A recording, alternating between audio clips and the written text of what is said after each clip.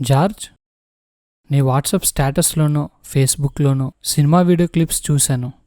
నువ్వు సినిమాలు చూస్తున్నావని అర్థమైంది. ఏంట్రా సినిమాలు చూడడం ఏదో తప్పులా మాట్లాడుతున్నావు? ఏ తప్పు కాదా? అస్సలు కాదు. సినిమా అనేది దేవుని వాక్యానికి వ్యతిరేకంగా పనిచేయడానికి సాతాను ఏర్పాటు చేసిన ఒక ఆయుధం. అసలు సినిమాలు చూడడం వల్ల కలిగే నష్టం ఏంట్రా? సినిమా మనుషులను లోకంలోనూ పాపంలోనూ పడేస్తుంది, వారి ఆత్మీయ స్థితి నుండి దూరం చేస్తుంది. అదంతా నీ భ్రమరా. నేను సినిమాలు చూస్తాను, కానీ ఎప్పుడూ తప్పిపోలేదు. ప్రతిరోజు ప్రేయర్ చేస్తాను, బైబిల్ చదువుతాను, ప్రతివారం చర్చికి వెళ్తాను. దేనిలోనూ తప్పిపోలేదు. ఇవన్నీ చేస్తున్నావు కాబట్టి సినిమా చూడడం తప్పు కాదు అనుకోవద్దు.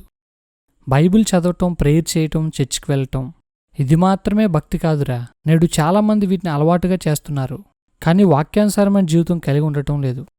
సినిమాలు మన ఆలోచనలను దేవుని వాక్యం నుండి దూరం చేస్తాయిరా. చూడు జోసెఫ్, నేను ఎన్ని సినిమాలు చూసినా నా మైండ్ నా కంట్రోల్లోనే ఉంటుంది. నువ్వు చెప్పేవన్నీ పాలు తాగే వాళ్ళకి, నాకు కాదు. నేను సీనియర్ని, ఇలాంటి వాటిని నేను చాలా సులువుగా హ్యాండిల్ చేయగలను. అర్థం కాలేదురా. హ్యాండిల్ చేయడం ఏంటి?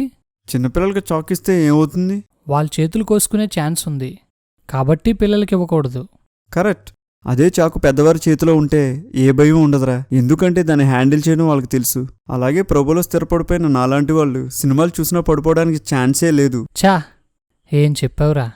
అదే చాకుని హ్యాండిల్ చేస్తూ చాలామంది పెద్దవాళ్ళు తమ చేతులను కట్ చేసుకునే సందర్భాలు లేవా?